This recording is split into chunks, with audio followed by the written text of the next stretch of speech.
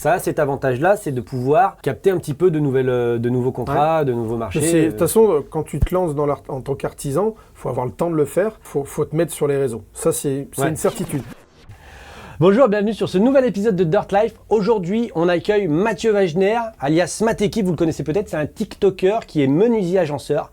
Et il a un parcours très atypique et très particulier qu'il va venir nous raconter sur ce plateau. N'hésitez pas à liker la vidéo, à vous abonner, à partager, à mettre un commentaire, à activer la cloche. Vous serez alerté à chaque sortie de nouvel épisode. Aujourd'hui, on sort un tous les 10 jours. Merci à vous tous qui nous suivez pour les retours que vous nous avez faits aujourd'hui. Ça nous aide énormément dans notre travail. Véritablement, on a plein de messages de bienveillance. C'est adorable, ça ne s'attendait pas à un tel démarrage. Véritablement, merci à tous. Et on se retrouve tout de suite pour un nouvel épisode de Dirt Life avec Matekip.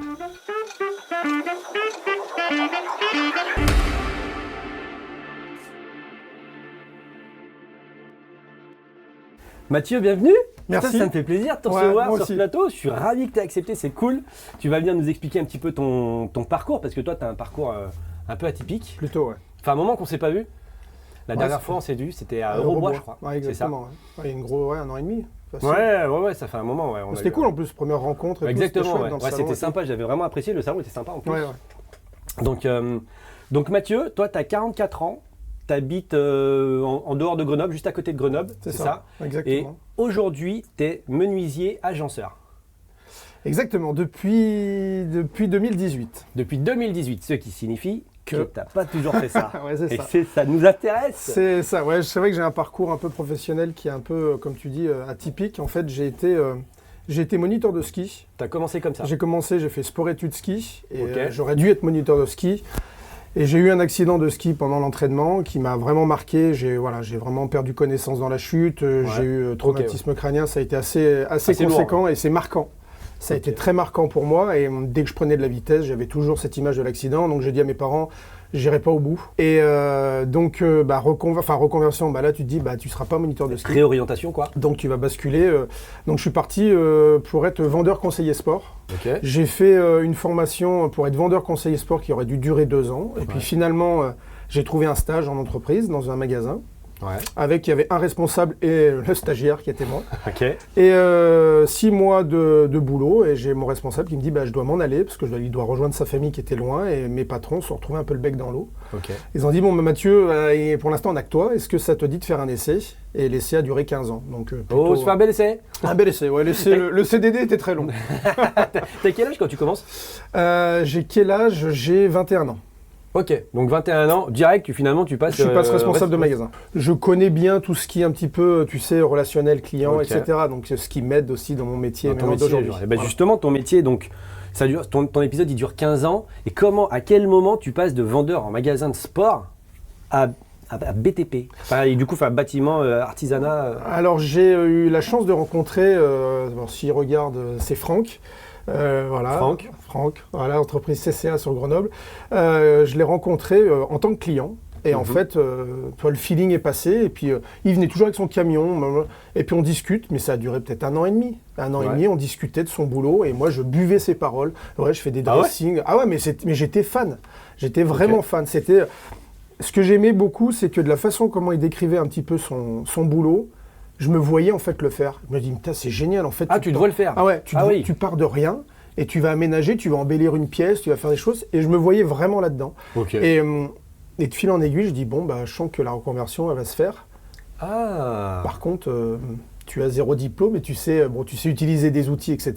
Mais j'avais tellement envie de le faire qu'à un moment donné, j'ai dit, allez. Ah ouais, d'accord. Ah ouais, genre vraiment, tu te dis, on y va quoi. Voilà. On y va, mais on y va, comme on dit vulgairement, une main devant, une main derrière. C'est que j'avais pas de diplôme. Rien, tu connais rien. T'as des connaissances déjà quand même dans le BTP ou des trucs comme ça? Ouais, j'ai des connaissances parce qu'en fait, j'ai fait construire ma maison, une grosse partie, puis après, moi, j'ai fait tout ce qui est carrelage, les salles de bain, les dressings, etc. T'as bricolé. Donc, j'avais quand même quelques notions. Réno de maison, tu as déjà utilisé tes mains pour bricoler. Quoi. Exactement. Et puis pas de rien non plus. Quoi. Non. C'est pour ça que ça m'a donné aussi l'envie de me lancer, parce que tu dis, ce que tu as fait, c'est plutôt sympa. Pourquoi pas partager et puis avoir un business à soi-même, être à son compte, et on y va. Ah oui. Du coup, toi, tu passes de vendeur de magasin à ton compte dans le BTP sans jamais avoir... C'est ça. C'est assez incroyable ça. Ça, c'est un challenge qui a été assez sympa. Ah ouais. Donc tu discutes avec un mec Et juste sur 1 an et demi de discussion avec un client, tu te dis, putain, mais en fait, il faut que je change. J'ai envie de faire ça. C'est ça, exactement. Parce que j'ai fait le tour, en fait. Tu sais, j'ai fait le tour. 15 ans, c'est déjà pas mal dans une entreprise. Ouais. Et puis, voilà. Puis j'avais vraiment envie de me dire, j'ai eu pendant 15 ans des patrons au-dessus de moi. Maintenant, j'aimerais être mon propre patron. Dans un domaine que tu n'as jamais vu. Que j'ai jamais vu. C'est incroyable. Et là, tu te lances du coup directement à ton compte, mais en auto-entreprise, en société? Ouais, je me lance en auto. Ok, on a eu d'abord. Ouais, en auto, parce que en fait, l'avantage, c'est que avec le chômage peut t'aider quand même pour que tu puisses lancer. Tu sais que tu touches un petit peu, parce que sinon, tu peux pas partir comme ça et pas avoir de revenus tous les mois. Ouais. Oui, donc, je suis parti comme ça, et puis alors je ne sais pas si on peut appeler ça de la chance, c'est que mon premier chantier, ça a été, pour démarrer, ça a été 7 cuisines à poser dans le même immeuble. Et donc ils m'ont proposé, on dit voilà, on a 7 cuisines, est-ce que ça te tente de les poser? Je dis allez, on y va. Tu avais déjà posé une cuisine à part la tienne? Non. Là, il faut être couillu, mon gars. Disons que après, on va pas se mentir, moi je suis dans mon métier. Alors déjà qu'il faut être minutieux, mais c'est surtout que moi, comme je dis, je veux bien dormir la nuit. Donc je vais peut-être revoir 2 fois les choses si j'ai un doute. Et puis quand tu te lances dans ce métier-là, et tu regardes des vidéos, tu essaies de te renseigner, etc. Et j'en ai bouffé. Alors ça ne veut pas dire que j'allais faire les choses super bien, mais au moins je me suis renseigné sur beaucoup de choses. D'accord. Donc du coup, tu manges un peu de tutos YouTube, tu t'équipes, j'imagine. Ouais. Tu fais quoi? T'achètes un camion tout de suite? Non. Oui. Non, j'achète pas de camion tout de suite parce que, en fait, j'étais avec un break pour démarrer. Et le deuxième chantier que je fais, c'est là où je me suis dit, il va peut-être acheter un camion parce que j'avais les outils. Et j'ai fait un châssis fixe, tu sais, c'est une vitre fixe, une fenêtre fixe. Et en fait, j'ai pris la décision de changer de camion parce que quand j'ai mis la vitre dans la voiture, la vitre s'est cassée. Oh, et là, tu as un grand moment de solitude. Et par chance, c'est que je l'ai récupéré chez mon fournisseur. Et quand je l'ai ébréché, en fait, quand je l'ai cassé, il a vu que je démarrais, que je galérais un peu. Il me dit, écoute, c'est quoi, on le ressort, je te recoupe le morceau cassé et voici ça passe. Coup de bol, c'est passé avec la... Coup de bol, ça passe. Coup de bol, ça passe. Ah ouais. Donc toi, Skoda, vieille Skoda Break. Ouais, c'est ça. Tu dis, tiens, je vais charger mon châssis dedans, quoi. Voilà, c'est ça. J'ai dit, t'es joueur, on va essayer. Donc on a tenté, ça fermait et à un moment donné, ça fermait plus. Donc, ok. Ouais, donc là, tu te dis, ok, on passe, on prend un camion, un fourgon. Et après, il y a déjà une image envers tes clients, puis c'est surtout un confort de travail, quoi. Ouais, après c'est ça. Parce que là, avec la Skoda, ça allait 2 minutes. Donc on est parti, j'ai changé et puis j'ai pris un camion. Ouais. C'est quoi le quotidien d'un agenceur du coup? C'est-à-dire que, comment tes journées elles se composent de chantier? Enfin, agenceur à ton compte, je parle. C'est-à-dire que parce que t'as des clients, t'as des devis, t'as des trucs. Comment ça se passe dans ton quotidien? Alors mon quotidien, c'est que 2 fois par semaine, je fais le point au niveau de mes mails, etc. Pour les prises de rendez-vous, voilà. Donc je fais le point le soir et j'essaye de convenir un rendez-vous avec les clients soit tôt le matin vers 8h, soit après 17h30, 18h quand j'ai fait ma journée. Et comme ça te laisse le delta entre les deux? Ça me laisse le delta. Alors c'est sûr que c'est ça court un petit peu dans tous les sens. Ma journée, moi, normalement, un chantier, ça dure entre une journée, voire 3 jours max, en fonction de mon boulot. Parce que quand tu poses une cuisine ou un dressing, un placard, toi, t'en as pas non plus pour... tu n'as pas 3 semaines, quoi. Voilà, pas comme un électricien, un plaquiste, il reste 1 mois, quoi. Ouais, ok. Donc, ouais, non, c'est différent. Ouais, c'est des chantiers courts, en fait, c'est de l'éphémère. Et je préfère. Ok. Moi, je restais 3 semaines, 1 mois sur le même chantier. Pour moi, non, j'aime pas trop. Tu nous as dit pourquoi tu kiffais ce job. Quand on a préparé l'émission, tu m'as parlé d'histoire. Il y a des belles histoires que tu as eues là. Tu m'as parlé d'une vieille dame en EHPAD. Ouais. Tu peux nous raconter ça? Oui, bien sûr, parce que ça a été un moment qui a été marquant. C'est en fait, j'étais, il n'y a pas très longtemps, j'étais en EHPAD, donc j'étais sur l'étage autonome et je faisais une cuisine. Et la voisine a dû nous entendre travailler. Et en fait, je suis sorti de l'appartement et elle m'a attrapé. Elle me dit, écoutez, est-ce que vous pouvez gentil comme tout, je ne veux pas vous déranger, mais est-ce que vous pouvez me mettre une tringle à rideau? Alors, toi, je dis, montrez-moi, donc j'y vais. Ouais. Et je regarde les murs, placo, béton, comme ça tu sais ce qu'il faut prendre. Elle me dit, vous pouvez venir quand? Je dis, écoutez, aujourd'hui ça va être compliqué, mais je viendrai demain en fin de matinée. Le lendemain matin, finalement j'arrive vers midi et demi, parce que je finissais mon chantier, je frappe à la porte. J'ai cru que j'étais le Messie. Elle a ouvert la porte, elle s'est mise à pleurer, et elle m'a dit, j'ai cru que vous m'avez oublié, mais vous êtes un homme de parole. Et pour moi, tu sais, quand on te dit ça, t'as t'as pas le recul, parce que moi c'est normal, si je vous dis que j'arrive, je viens. Ouais. Si je viens pas, je frappe, je dis écoutez, j'ai un peu de retard, ou je viendrai peut-être une prochaine fois. Et ça a été un moment qui a été... Elle se met à pleurer. Ouais, elle s'est mise à pleurer, parce que bon, après, chacun a son histoire, donc elle Ouais. te raconte que voilà, elle est toute seule, la famille est loin, ils sont pas souvent, voilà, ils viennent pas souvent la voir, et ça lui a fait plaisir. Puis on a discuté, j'ai mis sa tringle à rideau, elle m'a dit mais combien je vous dois? Je lui ai dit rien du tout. Le tringle à rideau, ça t'a pris 3 minutes. Ouais, mais elle louche, quoi. voulait absolument me donner quelque chose, et j'ai dit non, c'est avec plaisir. T'as Donc, été le Messie. C'est cool, c'est une belle histoire. Ça fait partie des métiers, de mon métier qui est plutôt... je trouve ça valorisant et je trouve ça sympa parce que... encore une fois, on est là aussi pour satisfaire la demande du client, Ouais, bien sûr. mais il y a de l'humain aussi, et j'ai trouvé cette action-là, enfin ce moment-là, il était chouette. Toi, tu as un métier dans le BTP et dans l'artisanat particulier, c'est-à-dire qu'il est directement lié à l'esthétique. Tu Ouais. vois, moi, je te donne un exemple, j'ai fait des fondations. Une fois que je suis parti et qu'on a commencé à monter, plus personne ne voit ce qu'on a fait. Tu vois, mais toi, c'est pas le cas. Toi, Non. ça reste. Non, ouais. Moi j'ai de la chance de, pas comme, alors je sais pas pour les dénigrer ou quoi, mais j'ai de la chance d'avoir un visuel contrairement au boulot que peut faire un électricien ou un plaquiste, tu vois, parce qu'un électricien il va tout tirer tout ça, mais c'est derrière le mur. Moi je pars, c'est déjà tout nickel, j'arrive avec mes petits outils et là on va pouvoir créer le projet. Donc que ce soit une cuisine, un placard, un dressing, un bureau, un meuble de salon. Et c'est pour ça que j'ai été attiré par ce métier, parce que j'aime beaucoup de partir sur une feuille blanche, on fait un bout de croquis, etc. où le client a déjà son projet. Il a déjà ses idées. Et après, on part là-dessus et puis on commence à faire le montage. Et puis au bout de 2 jours, c'est quasiment fait. Et puis là, tu as le client qui est super content, quoi. Moi aussi, parce que j'aime bien, comme je dis à chaque fois, je sais que je ne suis pas chez moi, mais je fais comme si je l'étais. Donc je fais les choses correctement. Et c'est ce qui fait que j'aime ce métier, parce que voilà, encore une fois, ce que je te disais, c'est un métier qui faut... Pas que tu n'as pas le droit à l'erreur, mais c'est très minutieux comme travail. Tu vois, Moi, t'as un peu pas le droit à l'erreur quand même, parce que mine de rien, c'est le client derrière, c'est quelque chose qu'il va avoir. Un électricien, il fait une erreur, bon, c'est pas grave, elle peut se cacher. Ouais, toi, vrai. dans un sens, t'as pas trop le droit à l'erreur, parce que ça, quelque chose qui va se voir. Non, c'est exactement. Donc, et puis on travaille au millimètre. Donc, voilà. On travaille au millimètre, quoi. Ouais, moi, je me souviens, moi, quand je bossais sur les chantiers, nous, on est ça va, on n'est pas au centimètre. Toi, t'es au millimètre. Ouais, quoi. je suis au millimètre. Bah, quand un plan de travail mur à mur, tu peux pas te permettre de laisser 5 mm de chaque côté ou d'un seul côté. Enfin, c'est pas... Chapeau. Ouais, voilà. Après, moi qui n'étais pas fort en maths et en géométrie, ben... Ah, comme quoi, tu vois, être bon à l'école, c'est une question de contexte. C'est pas une question de connaissance, tu vois. Exactement. C'est marrant parce que tu vois, moi, j'ai monté ma cuisine. J'ai fait une fois. J'ai plus jamais. je te jure, bah tu te souviens parce que j'en avais balancé un TikTok. Je me retrouvais avec mes portes de placard là. Je réglais en haut, je réglais en bas, ça se décale en haut. Je fais quoi ce délire? Ça m'a rendu fou. Puis l'angoisse. T'as vu, la vidéo, elle dure peut-être 30 secondes, on explique comment ça marche. Mais c'est génial ça, parce que du coup, tu vois, grâce à toi, qui est à 1h30 de chez moi, tu vois, pas besoin de se voir, pas besoin de... Tu vois, petits tips comme ça, petits tutos, tu dis, bah ça, quand tu fais... Et d'ailleurs, c'est l'objet de ta création de contenu, on va en parler après, mais je te confirme que ça m'a bien dépanné quand même. Tant mieux, ouais, c'est le but. C'est le but? Ouais, c'est le but. Bon, bah c'est cool. Comment on fait pour bien arnaquer un client? Ah Je trouve ça comme ça. Non mais tu sais, c'est intéressant parce que tu fais un métier où finalement on sait, on le voit, on va pas se mentir, d'accord, on n'est pas là pour ça. Il y en a qui sont pas forcément très bienveillants, tu vois. Alors ça, et est-ce que du coup, non pas comment on fait pour bien arnaquer un client, mais est-ce que tu as un conseil pour justement que ceux qui nous regardent éventuellement, c'est quelque chose pour ne pas se faire avoir par un mec, un artisan qui est pas très... Le premier truc, moi, que j'ai remarqué, c'est la confiance. Tu vois, ça veut dire que quand tu as un artisan qui vient pour faire un devis, faut que le client il sente qu'il y ait un peu qu'il y ait de la confiance envers toi, qu'il y ait un feeling qui soit passé. Et pour arnaquer un client, moi je ne l'ai jamais fait, c'est quand vous commencez à demander des gros acomptes. Tu vois, il faut se méfier de ça.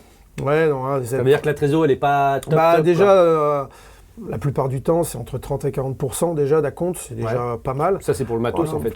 Pour commander le matériel et pour pas que le client, au final, te dise bah non, c'est foutu, finalement, je ne l'ai pas pour X ou Y raison, et tu te retrouves avec le matos sur les bras. Voilà. Et puis, j'aime bien dire ça, c'est tout dépend les travaux, mais demander les assurances. Ah, responsabilité civile, décennale, etc. Donc ça, c'est toujours bien de demander. Parce qu'il y a des artisans qui ne sont pas couverts? Il y a des artisans qui ne sont pas du tout couverts. Ah, donc ça veut dire, donc ça veut dire, et puis ça veut dire que s'il y a un pépin sur le chantier et l'artisan il a pas les assurances, ça part en procédure. Et là après c'est peut-être personnel et tout, mais ça peut aller très très loin et ça peut être très long. Ouais, Donc il ça faut peut quand être, même... Alors c'est sûr que poser un placard, un dressing, ils peuvent me le demander, mais quand tu es sur des gros travaux... Ouais, c'est plutôt quand on est sur des gros travaux. Des gros travaux. Mais il faut toujours avoir un peu de recul quand on va... En tant que client, je parle. Ouais. Après, le bouche à oreille marche très bien, donc quand quelqu'un te conseille, bon, bah, tu peux y aller, mais quand tu connais pas, il faut toujours la méfiance. On reste un petit peu sur la partie entrepreneuriale. Quel chiffre d'affaires il faut avoir pour se dire, OK, à partir de maintenant, je suis un peu sécure, quoi. Tu vois, je suis safe, j'arrive à me sortir un salaire. En auto ou en société? En auto, tiens, pour commencer. En auto, aujourd'hui, si tu fais pas mal de prestations de services, ça veut dire qu'en fait, tu travailles pour des magasins. Ouais. Bon, je ne vais pas les nommer. Du coup, les gens, voilà. ils achètent déjà le matos au magasin. Voilà. Et en fait, ils ont besoin de quelqu'un. Tu as des magasins tu vas signer un contrat avec la grande distrib en disant, bah voilà, vous êtes notre poseur. Et puis vous allez directement, le client vient chez nous, on fait le dossier, on a des poseurs, ça vous intéresse? Oui, donc ils vont payer la prestation. Ouais. Et après, toi, tu interviens, il y a déjà tout là-bas. Ah ouais, donc ça c'est bien quand tu es auto-entrepreneur. Là, par contre, c'est du pain béni. Parce que du coup, tu factures pas le matériel. Parce que si jamais tu dois l'amener toi-même, tu le factures, il est pris sur ton auto-entreprise, tu payes des charges dessus. Exactement. En auto-entreprise. Non, ça c'est super. Donc ça c'est cool. Ouais, ça c'est vraiment bien. Et puis, là, du coup, il faut... le salaire que... Moi, parce que je l'ai vécu pendant 4-5 ans, faut entre 50 et 60 000 euros de chiffre d'affaires, prestations de services à l'année, tu es bien en auto. Ouais. Ah, t'es bien. Ah oui, t'es bien en auto. Mais ça se fait? Ouais. Ah oui. Ouais. Oh bah oui, ça se fait. Ouais, si tu arrives à avoir 2 projets par semaine, toi, 2 projets? Tu appelles ça des projets, toi? Ouais, moi j'appelle ça des projets. T'appelles pas ça un chantier, t'appelles un projet? Non, ouais, j'appelle ça un projet. C'est chouette. Parce qu'un projet, en fait, autant, tu vois, ceux qui sont dans le gros œuvre, ouais, on est sur un chantier, parce que voilà. Mais moi, j'ai choisi un métier pour être au chaud et pas trop de poussière. Foiré. Non, je le dis des fois je le dis, j'avais choisi ce métier pour ça. Donc du coup, 50-60 000, ça passe, quoi. Ouais. Et du coup, quand tu switches, parce qu'à un moment donné, tu as le seuil où tu es obligé de passer en société. Bah là, j'ai réfléchi un moment avant de passer en société, parce que tu entends tout et son contraire. Bien sûr. Tu te dis, il y en a qui vont dire, mais fonce, il y en a qui vont dire, oh là là, les charges, fais attention. Et là, tu te dis, bon allez, on y va. Alors, on y va. Et, en fait, j'ai discuté avec un copain qui s'est lancé aussi, et il m'a dit, vas-y Matt, puis je sais que c'est une valeur sûre, donc il m'a dit, allez go. Et j'y suis allé, et je regrette pas du tout. D'être passé en société. Non. Et donc du coup en société, bah là, à partir de là, bon, tu as un peu plus de charges, donc il faut quand même augmenter un petit peu son chiffre d'affaires. Il faut augmenter, donc ça veut dire que avant de te mettre en société, tu commences, si tu stagnes en auto, si tu stagnes ton chiffre d'affaires, soit tu dis bah, je vais démarcher pour augmenter mon chiffre d'affaires pour basculer en société. Ouais. Voilà. Mais si tu fais rien, tu dis je me contente de ça, bah, tu vas devoir revoir un peu ton salaire à la baisse, etc. Ok. Ouais. Du coup, tu t'étais officiellement maintenant en société. Matt Équipe, on vous mettra les liens. Pour ceux qui ne connaissent pas Matt, on vous mettra les liens en description. Si jamais vous avez une cuisine à faire, une salle de bain, tu poses des toilettes? Non, les toilettes, c'est mon plombier qui gère ça. C'est ton plombier? Voilà. Intéressant ça, parce que du coup, tu as un réseau de partenaires. J'ai un réseau qui est une valeur sûre à mes yeux, parce que ça se passe très bien depuis des années. Et je ne travaille qu'avec eux quand on me demande avez-vous les coordonnées. Et oui, j'ai mon plombier, mon électricien, j'ai ma peintre, j'ai vraiment mon réseau à moi. C'est intéressant, tu as une peintre, c'est une fille. Ouais. C'est cool ça. Il y en a de plus en plus quand même dans le BTP, c'est cool. Ouais, non, c'est ma peintre et elle est, c'est ce que j'aime, c'est que déjà elle est hyper minutieuse, mais voire même pas chiante, mais elle est voilà. Moi, peintre, c'est un métier que je ferai jamais. Ah ouais? Ah ouais, non. Alors du coup, c'est intéressant parce que pourquoi tu fais ce métier-là? C'est-à-dire menuisier, parce que du coup, ça va, tu as l'intelligence des mains, ce qui te permet de pouvoir faire plein de choses. Ouais. Tu choisis menuisier agenceur au départ, mais tu aurais pu bifurquer à gauche, électricien, voire t'en as vu d'autres, tu vois, qui faisaient d'autres corps de métier, et toi tu restes là. Qu'est-ce que tu kiffes dans ce métier en fait? Manipuler les machines déjà. Ah oui, tu as beaucoup de manipulation de machines. Ouais, machines, le bois, et puis modifier les choses.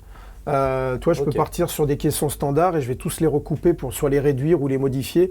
Et voilà, encore, on est sur un projet où tu vas créer quelque chose, tu vas modifier. Voilà, ça c'est quelque chose que j'ai toujours aimé et que je vais garder un moment. Ouais, tu kiffes. Donc en fait, finalement, c'est ça. Il y a le travail du bois. Ça, c'est important, ça. Ouais. Et puis un petit peu de machine et tout ça. Ouais, ça, c'est la manipulation de la machine. Ouais, c'est. Il y a des moments où donc toi, tu es directement vraiment en direct avec le client final. C'est assez important parce que du coup, il y a des moments où c'est plus difficile, par contre, des gens qui sont plus pointilleux, désagréables. Parce que j'imagine qu'il y a les bons côtés et puis il y a des côtés un peu moins. J'ai eu un des chantiers pour moi qui a été compliqué parce que j'étais à 2 doigts de ranger les outils et de virer mon matériel. Alors ça m'arrive jamais depuis 2018. C'est une cliente, je devais faire un aménagement de buanderie. Et en fait, elle était hyper stressée parce que ça s'est mal passé depuis de tous ses travaux. Ok. Voilà. À chaque fois, elle est tombée sur des artisans qui n'étaient pas fiables. Bah pas fiables ou qui s'en foutaient un peu. Donc ils faisaient le boulot, mais ils étaient pas minutieux. Ok. Et toi, par exemple, le carreleur, il venait poser le carrelage, mais il savait qu'il y avait un lave-vaisselle, il s'arrêtait à 40 cm du mur au lieu de tirer pour comme ça. Ah. Je lui ai fait une cale pour que le lave-vaisselle puisse tenir. Enfin, alors que j'ai pas posé la cuisine, hein. Mais par contre, je suis arrivé sur le chantier, j'ai commencé à amener le matériel. J'ai senti une tension. Ah ouais. Et en plus, il n'y avait pas d'ascenseur, donc 4e, donc toi, tu commences à monter tous les outils, tu commences à monter les planches et tout, et tu sentais qu'elle était sur toi et tout. Et elle me dit, mais je vous sens tendu. Je la regarde, je lui dis, je pense que c'est vous, parce que on avait discuté un peu en amont qu'elle était en plein travaux, et là, c'était compliqué. Et elle m'a montré toutes les malfaçons. Ah ouais. Ah, t'as compris. Ouais. Ah, mais c'est ça le truc. C'est les malfaçons qui ont fait qu'elle avait pas confiance. Oui, ça l'a vraiment bloqué. En fait, je pense que de toute façon, il fallait qu'elle finisse sa maison. C'est un appartement. Il fallait qu'elle le finisse. Et en fait, elle a été recommandée. Enfin voilà, j'ai été recommandé. Et donc, elle me dit, je vous fais confiance, mais j'ai tellement été on m'a eu, quoi. En gros, on m'a eu. Et puis, elle m'a montré un peu donc les postes de cuisine. La cuisine, c'était ni fait ni à faire. La crédence, enfin bref, c'était vraiment moyen pour le budget. Et c'est ça. Ça aussi, ça me dérange. Quand on commence à investir. Et moi, je pars du principe que je mette une cuisine à 2 000 € ou à 15 000 €, le boulot sera le même. Ah, tu fais les choses bien, quoi. Ça sera le même. Ça sera le même. Je vois pas pourquoi. Parce que pour certains, 2 000 €, c'est 2 000 €. Ouais, oui, effectivement. Ouais. Il y en a qui vont mettre peut-être une année pour se la payer parce qu'ils vont mettre des petits sous de côté. Ouais. Donc, si tu fais des trucs moyens, bah, tu vas pas dire au client qui va venir, il va te dire vous avez vu ça, ça. Et puis, tu vas pas leur dire ouais, mais bon, c'est une cuisine à 2 000 €, donc c'est pas bien méchant. Ah, mais il y en a qui osent. Il y en a qui n'ont pas de scrupules, quoi, des artisans. Ah oui, bien sûr. Ah bah oui. Ouais. Moi, j'ai une phrase où je rigole à chaque fois, c'est quand je dis on s'en fout, c'est pas chez moi. Et quand je pose une cuisine, je dis on s'en fout, c'est pas chez moi. Mais je dis ça aux clients. Les clients, il y a un peu, tu sais, ça descend, c'est un peu d'humour. Tu le dis, puis après tu rigoles et ça fait descendre la tension, quoi. T'as des. Enfin, on sait que. Moi, si jamais pas souvent été confronté à ça, mais on sait que dans le second œuvre, il y a plusieurs corps de métier qui se croisent. Et on sait qu'il y en a qui ne s'entendent pas toujours. On sait que les plaquistes et les électriciens, par exemple, c'est un peu électrique. Ça peut être un peu électrique, exactement. Ouais. Et tu as des corps de métier comme ça avec lesquels tu as des difficultés ou des mecs avec qui tu t'es déjà pris la tête sur les chantiers ? Un seul. Un seul, c'est un électricien. En fait, comme je dis à chaque fois, quand tu fais quelque chose chez quelqu'un, tu essaies d'être carré jusqu'au bout. Et l'à peu près, moi je comprends pas. Le faire de l'à peu près, c'est voilà. Donc j'ai du mal à comprendre de l'à peu près. Donc j'ai eu un conflit avec qui devait me faire toute l'alimentation électrique de la cuisine. Mais il a fait des choses que c'est plus dans les normes. Donc en gros, non, c'est plus dans les normes. Tu fais dessiner dans les murs et puis tu pousses comme ça et puis tu mets une vis de travers pour tenir le câble et tout. Et il y avait une crédence que je devais poser devant, Par contre, je me suis mis en mode photo, j'ai tout envoyé au client. Sécurisé, toi. Je dis voilà, qu'est-ce qu'on fait ? Et là, le client, il m'a répondu, il me dit non, mais posez. Je dis par contre, si vous amusez, parce que la crédence, si tu commences à mettre, tu sais, les aimants découverts, tout ça, tu perds, tu vas chercher ton alimentation électrique qui est à moitié parce qu'elle était mal isolée, voilà. Donc je me suis pris la tête avec lui. Et lui, c'est derrière la crédence, on s'en fout. Je dis ben non, tu peux pas mettre des câbles comme ça, faut gainer, fais quelque chose. J'avais l'impression de lui apprendre son métier. Ah ouais. Donc lui, ça a été un peu... Là, il y a des gens qui font du mal il y a des artisans qui font du mal au métier, quoi. Ouais, et tu vois, pour m'embêter, ce qu'il a fait, c'est qu'il avait mis des prises non encastrées, ça était en applique. Donc en fait, toi, quand tu viens poser le four, quand j'ai mis le four, ça tapait, donc j'ai dit, je le savais en plus, et je lui en avais parlé. Et il a dit, je repasserai le fer. Bon, il l'a pas fait. Je pose le four et j'ai dit au client, voilà, si le four il est pas plaqué, c'est qu'en fait, je tape sur la prise qui est en applique. Donc il faudra qu'il l'enlève, qu'il fasse la modif. Il a sorti le four, il a fait sa modif, il s'est barré. Non. Il a pas mis le four, il a dit, donc le client m'appelle, il me dit, il a pas voulu remettre le four, est-ce que vous pouvez venir ? Pas de problème, j'arrive. Alors que c'est pas que j'ai pas que ça à faire. Donc non, c'était un peu une guéguerre, mais bon, il a qu'à travailler correctement et puis je suis pas pénible. C'est ça, c'est tout. Tu fais bien ton travail. C'est ça. Qu'est-ce que tu veux que je te dise ? C'est ça. Il y a dans toute cette histoire là que tu nous racontes depuis tout à l'heure un truc dont tu es le plus fier. Mon parcours professionnel. Ah ouais. Si on parle de pro. Hein. On parle de pro, bien sûr. On va pas parler de nos enfants. Non, mais ça c'est la vie, ça. C'est toujours. Non, dans ton parcours pro, dans ce que tu as. Mon parcours pro. Dans ce que tu as pu faire. Je suis très fier de mon parcours professionnel parce que. Alors j'ai de la chance d'être entouré où personne m'a dit tu vas droit dans le mur, tu vas te casser les dents, tu n'y arriveras pas. Ça j'ai eu de la chance. J'ai pas eu de. Même tes proches, ils t'ont pas. Ils m'ont dit non, parce qu'ils me connaissent. Ils me disent tu as réfléchi, tu as fait les plus et les moins, tu as fait une feuille, un plus, moins, donc ce qui va pas, ce que ça va le faire, ça va pas le faire. Ils savent que tu as réfléchi ton projet. Voilà, et j'y suis allé, mais ça oui, moniteur de ski, responsable de magasin de sport, était artisan, et ça se passe bien. Sans rien y connaître. Sans rien y connaître. Sur le tas. Ouais, sans rien y connaître. Ouais. Sont fiers de toi, tes proches? J'imagine qu'ils doivent. Ouais, ma mère encore, il y a une semaine, 15 jours, elle me dit, elle m'envoie toujours des messages et elle me dit je suis fier de toi mon fils. Avec 40 ans passés, tu prends des messages comme ça. Ça fait plaisir. Mais c'est la rançon du travail en fait. C'est bien. C'est agréable. C'est agréable. Ouais, c'est cool. Ton rythme de travail, donc toi tu as une boîte, mine de rien, on sait que par rapport à quelqu'un qui est salarié, tu as un petit peu plus de taf. C'est quoi ton rythme de travail? Si jamais aujourd'hui il y a des gens qui voudraient éventuellement se reconvertir pour devenir agent de menuisier agenceur, qu'est-ce qu'il faudrait leur dire? Voilà, à quoi on s'attend? Alors déjà les heures, on oublie, hein, on compte pas ses heures. Ouais. On compte pas ses heures parce que beaucoup disent que l'artisan gagne bien leur vie, alors on va peut-être faire un ratio sur leur travailler. Ils n'ont pas volé quoi. Que, non. Moi, une journée de boulot, alors c'est pas pour faire peur, mais c'est entre 10 et 12 heures, en sachant que dans les 10 ou 12 heures, c'est pas 12 heures de boulot à sortir les outils. Ouais. C'est tu vas chez ton fournisseur, tu vas chercher le matériel, tu vas sur ton chantier, tu fais ton boulot, tu ranges, tu nettoies, tu vas voir tes clients. Donc tout ça, c'est pris dans... Voilà, ça c'est à peu près, c'est mon quotidien. Et comme je te disais, c'est 2 jours par semaine, je fais le point, je check les mails, etc. Ouais. Ça fait des belles semaines quand même. Ça fait des belles semaines, ouais. T'as un parcours où tu commences par un domaine dans le sport. Après, tu es là aujourd'hui à menuisier agenceur. T'as envisagé de éventuellement faire autre chose? Non. T'as trouvé une voie là? Là, j'ai trouvé la voie. Ouais, vraiment. Ouais, c'est vraiment. Moi, tu vois, je vais te dire un truc. Je me lève le matin, je vais pas au boulot. Ah la vache, c'est pas le premier à le dire ça sur cette émission. Ça, c'est le truc. Alors, on va pas se mentir, il y a des matins où tu te dis ouais, j'ai pas envie. J'ai un peu relou, non, je suis bien dans mon lit. Ou je fais rien, c'est bien. Mais moi, je me lève le matin, je vais pas au boulot en fait. Tu vas faire je vais faire ce que j'aime. Je sais. C'est génial ça. Voilà, encore une fois, hein, on y revient. Tout le monde dit toujours plus ou moins ça, tu vois. C'est vrai que c'est souvent des passions qu'on sous-estime, tu vois. Parce que forcément, comme on le dit souvent, hein, le BTP n'est pas forcément toujours mis en valeur. C'est pour ça qu'on fait cette émission. Et puis finalement, on se rend compte que c'est passionnant, quoi. Il y a des mecs qui se lèvent le matin et ils sont heureux. Moi, quand je me suis lancé, tu sais, où j'ai vraiment tout quitté dans ce que je maîtrisais et je suis parti en tant que menuisier, agenceur, il y en a, j'ai des copains qui m'ont dit qu'est-ce que j'aurais aimé faire ça, faire leur passion, mais ils n'osent pas parce qu'ils avaient un confort de vie. Et ça, je critique pas. On comprend qu'il y en a je peux le comprendre. C'est peur, un confort de vie, tout ça. Mais c'est vrai que moi, j'ai adoré faire ça. J'ai adoré de prendre ce risque. Ouais. Bon, faut être un peu sadomaso, mais... faut être un homme d'action. Ouais, on n'est pas des rigolos. BTP, nous. Donc non, moi, j'ai vraiment aimé. Et j'ai des copains qui regrettent maintenant, qui sont à les 10-12 ans de la retraite, toi, et qui regrettent en se disant, putain, j'aurais dû le faire. L'opportunité, je l'avais, je l'ai pas osé, et puis voilà. Mais ça fait partie du jeu. En tout cas, c'est une belle leçon à transmettre, ça, de se dire, faut tenter le coup, le gars. Ah non, il faut. De toute façon, qu'est-ce que tu risques? Oui, dans un sens. Qu'est-ce que tu risques? Tu risques de quoi? Moi, j'aurais risqué quoi? Je gardais mes outils, et puis je serais retourné dans la vente, ou j'aurais fait autre chose, et c'est terminé. Ouais, au final. Donc, quand on relativise un peu. Ouais, c'est ça.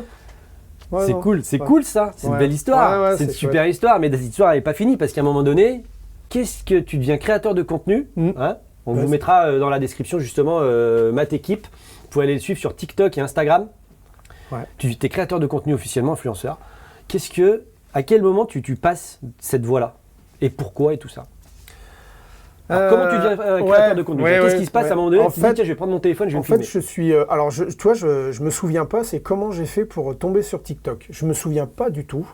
Et en fait, tu tombes là-dessus et tu vois, dans mon métier, ça faisait même pas 2 ans que j'étais à mon compte, et avec les réseaux et dans mon métier, tu te rends compte qu'il y en a, ils sont vraiment novices dans ce métier-là, dans le bricolage, dans l'agencement, ou plaquiste, ou électricien. Et c'est vrai que là-dessus, je me suis dit, mais j'ai eu des questions, me dire, ah, mais ça marche comme ça?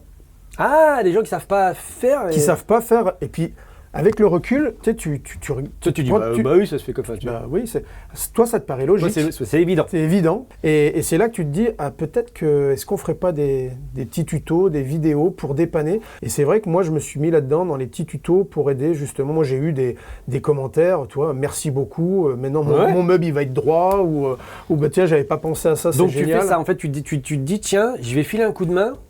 En faisant du tuto, c'est ça. Pour juste des petites bricoles en fait. Des petites bricoles, alors je vais pas dire du quotidien, mais des choses qui peuvent t'aider, toi, les réglages de charnière. Ouais, comme moi, ouais. Voilà, toi, toutes ces petites choses du quotidien, parce qu'au final, quand tu regardes autour de toi, il y a plein de choses que tu peux modifier, réparer, si c'est cassé, voilà. Et tu le fais toi-même, et c'est vrai que je suis parti là-dedans. Et ça marche plutôt bien. Ouais. Et je suis plutôt content parce que moi, c'est ce que j'attends. Toi, c'est l'entraide en fait. Ouais. C'est l'entraide. Moi, je cherche pas à gagner des sous parce que j'ai mon boulot. Ouais, tu partages en fait. Voilà, je partage. Moi, j'ai mon métier et TikTok, c'est vraiment... TikTok, mais tu t'es prêt au jeu. Mais par contre... mais ça te plaît? J'adore. Mais il y a un combo c'est vraiment mon kiff. C'est vraiment... mais j'adore ça. C'est cool ça. Ouais, et donc du coup, tu nous fais toute une série de tutos que vous pourrez retrouver donc sur TikTok. Ouais. Où tu files des tips comme ça pour que les gens puissent se dépanner tout seuls. C'est ça, exactement. C'est génial. Ouais, exactement. C'est génial. Et là, dans tout ça, tu rencontres quelqu'un qui est très connu, en tout cas dans ce milieu-là, c'est Stéphane Aria. Et c'est ça. Qu'on salue, Stéphane. Moi, je le connais pas beaucoup, je l'ai rencontré une fois, mais toi, par contre... Ah oui, c'est un copain. Oui, comment vous vous rencontrez avec Steph? Steph, justement, c'est par le biais de TikTok, je vois ça commençait les lives, tu sais, les lives, donc tu poses ton téléphone et puis en fait tu te filmes en train de travailler ou en train de faire quoi que ce soit sur TikTok, en train de danser, enfin n'importe. Et en fait, je vois que c'est compliqué pour lui au niveau timing, pour qu'il puisse finir ce fameux projet. C'était une maison qu'il devait rénover. Ouais. Et je me suis dit, je commence à discuter avec lui sur le chat du live, et je sais pas, je le trouve cool. Je le trouve vraiment sympa. Donc le mec, il est dans son chantier qui en live, voilà. Et puis il est un petit peu emmerdé, tout ça, puis t'engages la conversation. Et puis j'engage la conversation, et je lui dis, écoute, moi je pourrais venir t'aider. Ah. Et j'y vais. Je le renvoie. Donc toi, t'as un mec qui est déjà créateur de contenu, qui a déjà plusieurs centaines de milliers d'abonnés, qui est connu, tu vois. T'engages la conversation, il te répond. Ouais, il me répond, bien sûr. Il est emmerdé. Et toi, tu dis, je viens de filer un coup de main. Je viens de filer la main. Et tu prends ta bagnole et je m'en prends ma voiture, tout ça. Par contre, il m'a dit, par contre, tu me dis ce que je te dois et tout. Je dis non, j'y vais, je suis en vacances. Je viens t'aider. Vous êtes rencontrés, finalement, tu le montes, vous êtes rencontrés là. Bonjour, Stéphane, Mathieu, enchanté. Strasbourg. Non, on était à Madeleine-Bouvet, je sais, ouais, c'était ça. C'était côté ouest. Futuroscope par là-bas, Tours, tout ça, c'est par là-bas. Ouais, okay. Et donc moi je monte et je reste 4-5 jours là-bas. Et en fait, on s'est vraiment liés d'amitié parce que moi j'étais là pour aider quelqu'un qui en connaissait beaucoup plus que moi. Mais en fait, voilà. Et c'était emmerdé. Et on a eu une fois cette discussion et je dis peut-être pourquoi on a accroché, Steph. Il me dit t'es arrivé, t'es venu m'aider. Tu voulais rien d'autre. Parce qu'il y en a qui auraient pu profiter, dire écoute, t'es connu, pourquoi pas, tu me mets en avant, ma t'équipe. Ah, il y a des gratteurs. Ouais, il y en a, bien sûr. Ah, il y a des gratteurs. Bien sûr. Ah ouais. Bien sûr. Et moi, vu que. Tu n'as rien demandé, t'es juste venu filer un coup de main. T'es même pas venu filer un coup de main à un pote, t'es venu filer un coup de main à quelqu'un que je connaissais pas. Et c'est devenu un pote. C'est devenu une belle histoire, ça. Ah, oui. Et puis c'est vraiment un copain, et voilà. Du coup, à un moment donné, donc dans cette relation, qu'est-ce qui se passe? Vous continuez, vous collaborez? Déjà qu'on s'est au téléphone régulièrement, en visio, etc. Et puis au bout du compte, ce qu'on fait, c'est que il avait un projet sur Strasbourg. Ouais. Et vu qu'on s'entendait bien, je lui dis écoute, moi je peux venir te donner la main. Et de fil en aiguille, c'est devenu, tu vois, il descend. Et là où on a accroché vraiment, où là moi ça m'a... C'est là que tu te dis, il y a de l'amitié qui est en train de se mettre, c'est quand il a su que je déménageais. Ouais. Bref, séparation, etc. Et il est descendu de Strasbourg avec son camion vide et il m'a dit j'arrive, je viens t'aider. Oh. Il a fait l'aller-retour dans la journée, je crois. Enfin, il s'est tapé 1000 bornes et il est venu m'aider et tout. Là, tu te dis c'est un copain. C'est mon copain. C'est devenu ça allait au-delà finalement des réseaux sociaux. Exactement. Et là, tu fais abstraction de tout ça et là, tu le vois arriver avec son camion, tu te dis ah ouais, putain, il est venu t'aider quoi. Ouais. Donc il y a vraiment de l'amitié et c'est super. En plus, on fait le même métier. Ouais. Moi, j'apprends des trucs, Et puis travailler avec Alors il sait très bien que je suis pas là pour lui serrer les pompes, parce que je suis pas du tout comme ça, mais travailler avec lui, c'est un vrai bonheur, parce qu'il a une faculté, puis il a une faculté à réfléchir, il te prend une feuille, un papier, un stylo, il te met 2 coups de 4 crayons, et il te dit, bon ben voilà, ça va ressembler à ça. Ouh. Toi, tu es là à méditer, tu te dis, ouais, j'avais vu ça, mais dans 10 minutes, je te l'aurais sorti. Ah non, il est, non, puis c'est appréciable. Est bon, ouais, puis c'est appréciable, c'est tranquille. Bah ouais. Tu sais, dans notre métier, faut être calme. Ouais. Faut être calme parce que si tu es un peu sanguin, tout ça, bah quand ça marche pas, faut pas t'énerver. C'est quoi les compétences à avoir pour être menuisier agenceur? On a compris qu'il fallait être minutieux déjà. Oui, ça c'est sûr. Il faut avoir un tempérament un peu réfléchi, calme. Ça va vraiment. Faut pas tout casser, réfléchir, dire putain, non, j'aurais peut-être pas dû faire ça. Ouais, faut pas être un bourrin. Voilà, faut pas. Oui, c'est ça. C'est ça. Faut pas être un bourrin. Puis il faut prendre du recul aussi. Tu rencontres Steph, mais c'est pas le seul que tu rencontres. Tu rencontres d'autres gens. À un moment donné, tu vas sur les salons, tout ça, et il y en a un. Tu rencontres. Ouais. Qui est passé avant toi. Je rencontre Cédric. Notre Cédric. Ah, Cédric, ouais, ça a été une super rencontre. Une super rencontre parce que j'arrive au salon et il y a eu un souci d'hôtel. Alors qu'est-ce que tu fais? Parce que c'est toi qui as foiré dans ce coup. Apparemment dans ce coup-là, c'est toi qui as foiré. En fait, il y avait 2 adresses. Il y avait, je crois, alors je sais plus trop, je crois que c'était 2 noms même d'hôtel ou la même rue, mais qui étaient à l'opposé. Okay. Et ça marchait pas, donc j'appelle Steph et je lui dis écoute Steph, voilà c'est ce qu'il en est. Il a dit bouge pas, je vais trouver une solution. Voilà. Donc il appelle Cédric. Cédric avec son grand cœur, il me dit bah allez j'ai un lit pour toi. Avec son grand cœur et son accent du Sud. Avec son accent du Sud. Et puis au final, en fait, on s'est liés, voilà, on s'est rencontrés et puis on a accroché tout de suite. Voilà, c'est bien parce que tu dis. C'était le meilleur coup de ma vie. C'est pour ça que vous verrez après la photo pourquoi je suis dans cet état-là. Ah la vache.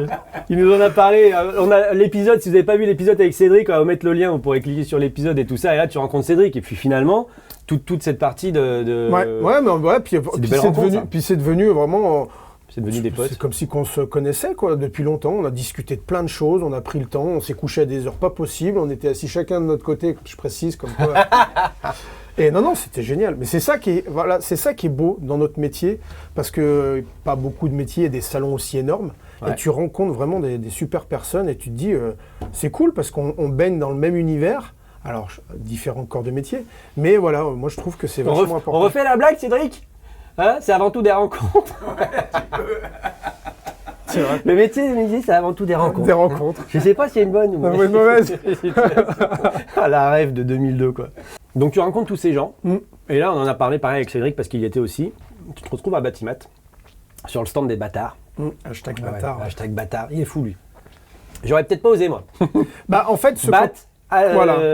Quand tu le lis, tu dis bâtard, tu dis c'est chaud, mais en fait c'est bâtiment artisan. Bâtiment artisan, et il a fait une contraction avec une apostrophe bâtard. Tu vois. Ouais, c'est ça. Et donc là, tu te retrouves sur ce stand, toi aussi. Sur ce salon un peu fou. Ouais. C'est un peu fou, c'est un pari un peu fou, c'est un pari très osé. Ouais, c'est un pari qui est fou, mais ça c'est typiquement Steph, de toute façon, parce que c'est lui qui a vraiment chapeauté, qui a organisé tout ça. Et après, le stand, on l'a monté en 2 jours. Ouais. Et ça marche. Cédric nous a dit que ça avait bien marché, lui faisait la vidéo. Ouais. Et en fait, la thématique de ça, c'était j'espère qu'un jour, Steph aura l'occasion de venir nous en parler, ça serait génial, mais c'était de donner accès au public. C'est ça, l'idée, c'est de pouvoir manipuler les outils. Voilà, et j'ai trouvé ça vraiment l'idée top, parce qu'il y avait beaucoup de personnes, enfin de visiteurs qui nous regardaient, et qui étaient les mains dans le dos, et puis qui regardaient un peu ce qu'on faisait. Donc on les adresse, venez. Donc ils ont vraiment la moquette de pierre, et puis la scie sauteuse, la peinture, le carrelage, tailleur de l'ardoise. Ouais. Ah oui, on les voit sur la vidéo. Voilà, Cédric, ça c'est plantage de clous, donc ça c'était drôle aussi. Oui. Ça c'était plutôt convivial. C'était cool, ouais. C'était génial. Et puis vous étiez 60 quoi. Alors je sais plus, c'était 60. Ouais, on était. On était vraiment. Tout le monde a répondu à l'appel de Steph. C'est ça. C'est cool ça. Ouais, c'était vraiment cool, et moi je trouve que c'est... Ils ont apprécié le salon, tous ces influenceurs finalement qui donnent de la visibilité à tout ça. Ça a donné de la visibilité, on le sait ou pas? Alors la visibilité, moi personnellement, au niveau business, tout ça, Bon, les gens, oui, ils te connaissent. Des fois, tu as des messages, choses comme ça sur Insta ou sur TikTok. Voilà, de quelle région vous êtes, ça m'intéresse, vos contenus sont super. Toi, pas plus tard qu'il y a la semaine dernière, des clients me suivaient sur Facebook et sans le savoir, j'habite à 10 minutes de chez eux. Oh. Donc, ils m'ont dit, venez, et puis on a un projet qui va démarrer là dans 2-3 mois. Ça te rapporte. Et en fait, c'est ça, c'est cet avantage. Pour tous ceux qui sont artisans, effectivement, qui hésitent encore à se lancer sur les réseaux sociaux, en fait, ça a cet avantage-là, c'est de pouvoir capter un petit peu de nouveaux contrats, de nouveaux marchés. De toute façon, quand tu te lances en tant qu'artisan, il faut avoir le temps de le faire. Ouais. Mais parce que c'est chronophage quand même. Faut te mettre sur les réseaux. Ça, c'est une certitude. Et tu montes ce que tu sais faire, tes réalisations, les choses comme ça. Et puis après, voilà, il y en a qui vont... Le point positif, je trouve, c'est que tu aides un petit peu les gens, comme on disait tout à l'heure, qui sont un peu novices. Ouais, c'est cool ça. Et t'as des projets en termes de création de contenu, t'as des trucs qui vont arriver si jamais t'as des trucs en préparation, des nouvelles où tu vas... Alors moi, je vais rester toujours dans mon secteur d'activité, toujours avec des projets, tout ce qui est pose de verrière, ouverture de murs, etc., pour expliquer comment ça marche. Après, bon, je suis en train tout doucement de faire un autre compte TikTok sur la petite maison à 3. Ça, c'est personnel, c'est qu'en fait, je me lance pour faire ma maison. Ah, et tu vas nous documenter ça? Je vais, et c'est avec mes filles, on va essayer de... je vais... mais tu vas le faire avec tes filles en plus, je vais le faire avec mes filles. Je vais les initier, je veux qu'elles sachent... Alors, elles savent déjà utiliser une visseuse et une scie sauteuse, etc. Mais je veux, que en gros, même si tu es tout seul, en tant que soit papa solo, maman solo, ou même en couple, faut réfléchir, mais il faut arriver à se lancer. Et là, moi, je pars là-dessus, mais je pars de zéro. Je pars d'un terrain et on va faire... Ah, tu construis tout, gros œuvre et tout. Gros œuvre, je vais faire pour être tranquille, tu sais, avec les assurances. Ouais, pour les décennales et tout ça. Et tout le reste, ça va être... et puis je pense que les copains vont venir et puis on va faire des vidéos. Ça nous promet un petit peu de contenu. Ça va être chouette. Cool, ça. Ça va être chouette. C'est cool. Alors écoute, on arrive sur la fin de l'interview. J'aime bien terminer comme ça. C'est est-ce que tu as un truc à dire? Est-ce que tu as envie d'un message à transmettre pour éventuellement une génération qui hésite, qui veut se lancer, qui veut pas, qui sait pas trop, qui est perdu, ou simplement des gens qui veulent se reconnaître? Est-ce qu'il y a quelque chose que tu as envie de dire? Alors moi j'aime pas trop cette expression, mais elle parle beaucoup, c'est faut pas trop se reposer sur ses lauriers. Ça veut dire que quand tu as des envies, mais tu dis non, ça sert à rien parce que je vais me planter, non, vas-y. Vas-y parce que tu vas le regretter. Comme on disait tout à l'heure, n'aie pas peur de changer de vie. Exactement. Tu vas le regretter. Moi, c'est encore une fois, ma plus grande fierté pro, c'est mon parcours professionnel. Ouais. Et vas-y, faut y aller. Et quand tu aimes quelque chose, après, il faut pas confondre la passion et l'envie de travailler avec cette passion. Ouais. Mais moi, j'ai réussi à jumeler les deux et c'est génial. Mais il faut vraiment y aller. N'ayez pas peur. N'hésitez pas à changer de vie. Non, faut pas. N'arrivez pas à 60 ans en vous disant j'aurais peut-être dû le faire, ça serait c'est des regrets. Ouais, c'est des regrets. Ouais, c'est un beau message en tout cas, c'est cool. Écoute, on arrive sur la fin de l'émission, mais tu sais qu'on a une tradition. Ouais. Tu vois, il y a ceux qui sont passés avant toi là, ils ont signé le bar. Donc je te file ce stylo, est-ce que tu acceptes de nous signer le bar? Allez, tu te mets où tu veux, alors t'es pas obligé de suivre là, tu fais ce que tu veux, tu te mets où tu veux. Attends, je vais voir. Sur le côté. Ah bah ouais. Allez. Impec, je te remercie, c'est cool. Je t'en prie. Après, on aura un bar avec ceux qui sont passés dans l'émission, ça sera complètement décoré, ça va être génial. Écoute, Matt, je te remercie infiniment d'être venu, témoigner de ton parcours, qui est un parcours assez atypique et qui est un beau parcours. Je te le dis, je trouve que tu as des couilles, mec. Je le dis vulgairement, et je veux volontairement vulgairement, parce que vraiment, pour marquer, c'est pas tout le monde qui ose le faire, et je trouve ça chouette. En plus, tu nous as raconté des super trucs. Ouais, merci infiniment. À toi. Je t'en prie, c'était un plaisir. Merci à tous d'avoir suivi cette émission. N'hésitez pas à laisser un pouce, un like, un commentaire. N'hésitez pas à partager cette émission également. On vous remercie, ça nous donne de la force, ça nous permet de continuer tout ça. Matt, on se laisse là. On vous dit pour un prochain épisode, à bientôt sur Dirt Life. À bientôt.